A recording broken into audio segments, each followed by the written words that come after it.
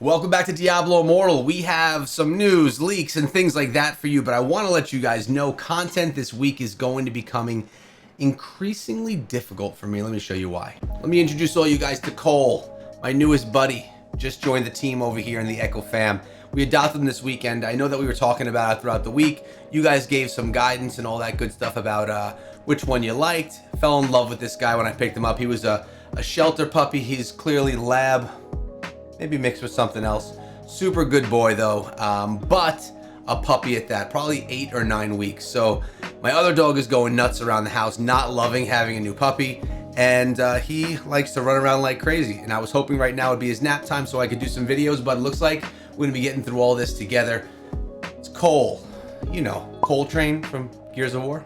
So the hope is that he'll just lay down, chew on some toys, and I can get into Diablo Immortal with all you guys. So let's dive into some of the news that was sent to me this weekend. Thanks so much, Red October, for having my back, because man, it was a busy weekend. First thing we have right here are some update previews. Typically this information comes from China first, and then we get things coming over to the Americas as well. So let's take a look. It's saying September 10th, 2025. National Challenge registration will start after maintenance on September 16th. Eye of the Abyss opening on September 11th. Cross-server market after maintenance on September 10th. Can we actually be getting ourselves a cross-server market? This is something that Blizzard has been kind of kicking the idea around a lot about, asking the community. And I know a lot of community want a more stable marketplace. So this could be something really good. Let's hope. I don't know. I think a cross-server market would be great, especially because my market right now is increasingly expensive, as we went over in previous videos. Legendary Treasure after maintenance on September 10th, and Set Blessing after maintenance on September 10th as well. Now at number 2, we have some basic adjustments and optimizations. New mode for Holy War Song, controlled attenuation rule iteration. The hard control status will continue to decay, and control protection rules will be added.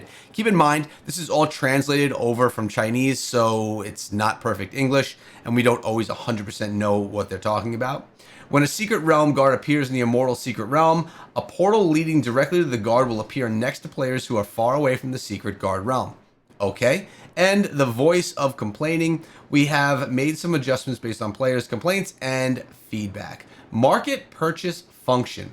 Restore the original bulk purchase function of goods, and you can set prices and purchase goods in multiple price ranges in bulk. All right, so I like that they're listening to players, hearing what players want to see. This is giving us kind of a peek at what we're looking at moving forward, and we could get more information as well from the North American team, which would be a lot more concise for us to understand maybe in the next day or two. And this is just confirmation that something is coming to the game right now. Weekly maintenance schedule, Diablo Immortal on 9/10, which is 2 days from today, which correlates with the news that we were just reading in that previous article. Now let's talk about familiars a little bit, because we saw this bad boy pop up 2 months back. Nothing crazy, nothing new, but there was a little bit more insight on this familiar today. And just to confirm what the date looks like, as you can see, 2 months ago this post came out regarding this familiar.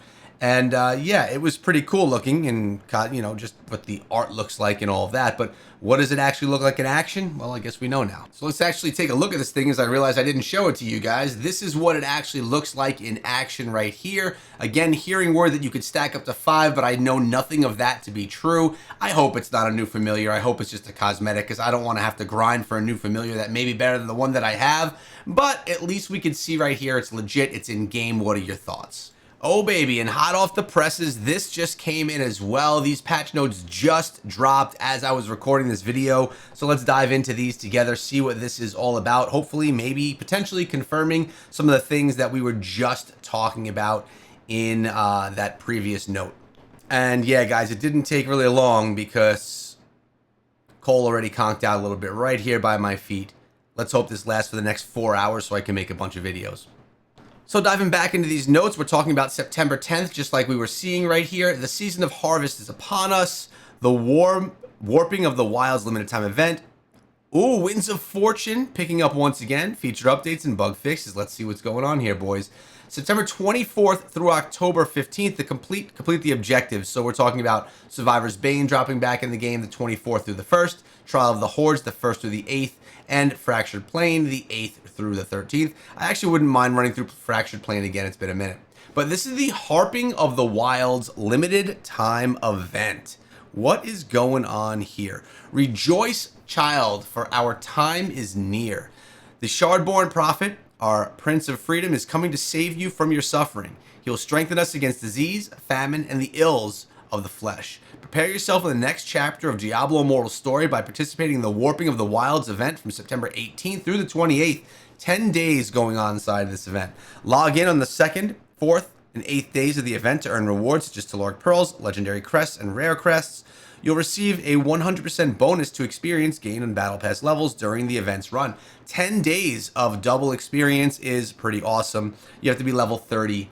But it doesn't seem like it's a new zone or anything, just another event going. Let's hope that it's more than just a reward-based event. The Winds of Fortune picking up again. So you can, I mean, this just ended. We just ended the Winds of Fortune. Yet it's back again, which is actually nice to see. Getting yourself double on gold experience and all other items basically you drop inside of the game. Winds of Fortune is going to be going on from the 18th of September through the 25th. Now, feature updates. What's going on here? Market update. 5-star gems cross-server sales. As a first foray in a cross-server marketplace, 5-star gems will now be purchased and sold via the marketplace across all servers and regions around the world, excluding China. Okay, so anywhere but China. This is going to make 5-star gems values, or I should say pricing, drop, in my opinion. We'll be keeping a close eye on any issues or abuse that may arise, and with this new marketplace to the market, and work to resolve them quickly as possible. If all goes well, we'll explore expanding this to more. This is actually awesome. They're doing it in a test for 5-star gems. Good job, Blizzard. That is a great call right there. Super excited about this. Let's hope that it's not abused, that it's used well, and that we can get the entire market cross-server. We also have things for PvP optimizations, loss of control, and diminishing returns. We've added a new unstoppable bar to PvP that sits just below your life bar. It fills up as you get hit with knockbacks or total loss of control effects. If you're hit with one of these effects, any additional ones within the next 6 seconds will be 30% less effective. If you receive a cumulative 3 seconds of knockback or hard crowd control within 8 seconds, you'll gain a crowd control protection buff for 2.5 seconds. The buff's duration will not be extended, granting temporary immunity to knockbacks and crowd control effects. This will be active in all PvP modes, trying to prevent that endless stun.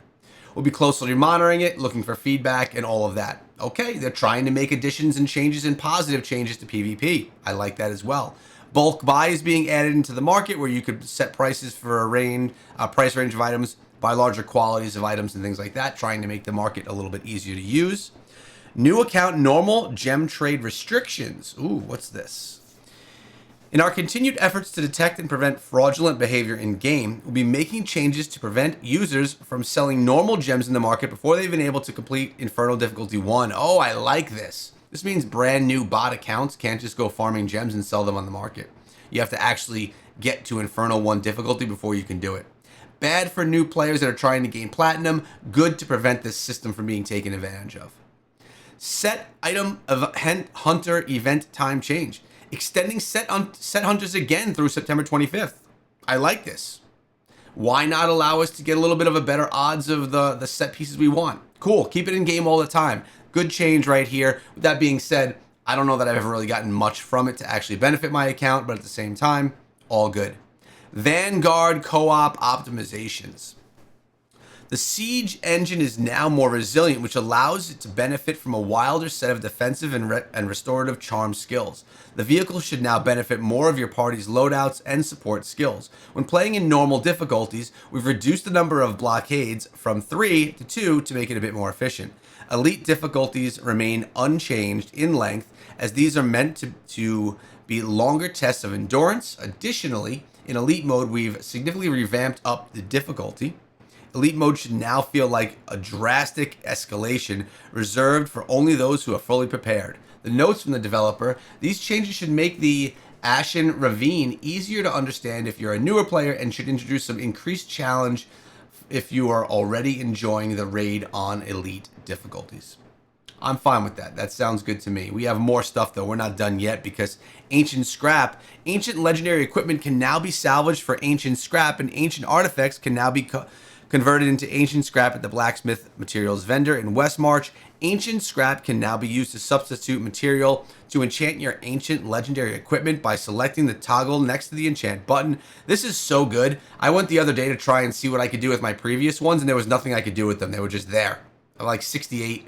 And they were farmed for no reason. But now we're going to be able to flop them over, which is going to be awesome. Elder Rift Quality of Life Update. When a Rift Guardian appears in an Elder Rift, a portal leading directly to the Rift Guardian will appear next to the players who are far away. That's great, because sometimes you get those people that just stay at the entrance. The boss will spawn there, and you have to run all the way back, and it is annoying. Wicked Hunt Event Correction.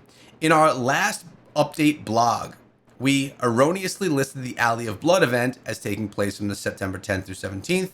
These dates are for Fractured Plane. Alley of Blood will be the 12th through 15th. No big deal, Diablo. It's okay. Swing your blade. Make your way through the follow events. The current correction of dates: Trial of the Hordes, 3rd through 10th. Fractured Plane, 10th through 17. Wild Brawl, 17th through 24. Those dates are actually different from the ones that we discussed earlier in this video, so keep an eye out for that.